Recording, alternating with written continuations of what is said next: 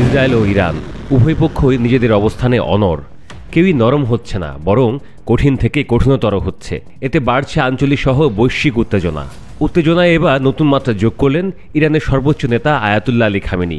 তিনি হিব্রু ভাষায় ইসরায়েলকে শাসিয়েছেন, যেটা আন্তর্জাতিক মহলে কৌতূহল সৃষ্টি করেছে।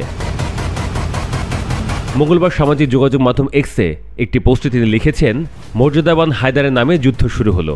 হায়দার হচ্ছেন ইসলামী চতুর্থ খলিফা ও মহানবী হজরত মুহাম্মদের চাচাতো ভাই হজরত আলীর আরেক নাম। ইরান সহ শিয়া মুসলিমরা তাকে তাদের প্রথম ইমাম হিসেবে মানেন। কূটনৈতিক বিশ্লেষকদের আশঙ্কা, খামেনির এমন ঘোষণা সংঘাতকে প্রলম্বিত করতে পারে। এই সংঘাত শুধু ইসরায়েল ও ইরান নয়, বরং আরও একাধিক পক্ষকে সরাসরি মাঠে নামাতে পারে বলেও আশঙ্কা তাদের। খামেনির এই বার্তাটা এসেছে এমন এক সময়ে যখন ট্রাম্প একাধিকবার ইরানের শীর্ষ নেতাকে নিয়ে মন্তব্য করেছেন। মঙ্গলবার ইরানের সর্বোচ্চ নেতা আয়াতুল্লাহ আলী খামেনির ব্যাপারে ইঙ্গিত করে প্রেসিডেন্ট ডোনাল্ড ট্রাম্প সামাজিক মাধ্যমে এক পোস্টে লিখেছেন, আমরা ঠিক জানি তথাকথিত সর্বোচ্চ নেতা কোথায় লুকিয়ে আছেন।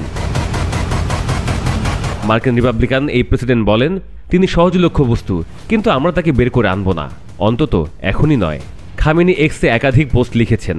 আরেকটি পোস্টে তিনি লিখেছেন, জায়নবাদীদের সাথে কোনো আপোষ তো দূরের কথা, তাদের প্রতি কোনো রকম দয়া দেখানো হবে না, তাদের ক্ষমা করা হবে না। জায়নবাদীদের বিরুদ্ধে শক্তি প্রয়োগের মাত্রা আমরা বাড়াতেই থাকব।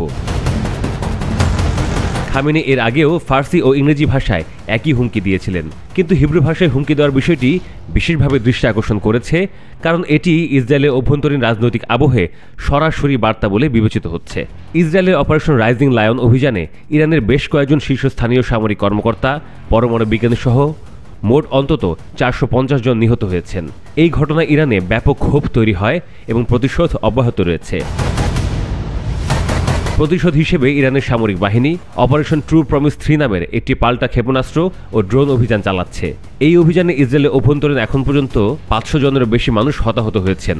ইরান দাবি করেছে তারা শুধুমাত্র সামরিক ও কৌশলগত স্থাপনাগুলোকে লক্ষ্যবস্তু বানিয়েছে।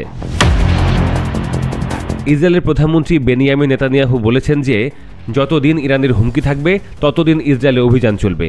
তার এই বক্তব্য ইসরায়েলি জনমতকে উজ্জীবিত করলেও আন্তর্জাতিক মহলে নতুন করে উত্তেজনা জন্ম দিয়েছে। মধ্যপ্রাচ্যে ইরান ও ইসরায়েলের এই মুখোমুখি অবস্থান আন্তর্জাতিকভাবে গভীর উদ্বেগের কারণ হয়ে দাঁড়িয়েছে। জাতিসংঘ সহ বিভিন্ন সংস্থা দুপক্ষকেই সংযম দেখাতে বলেছে।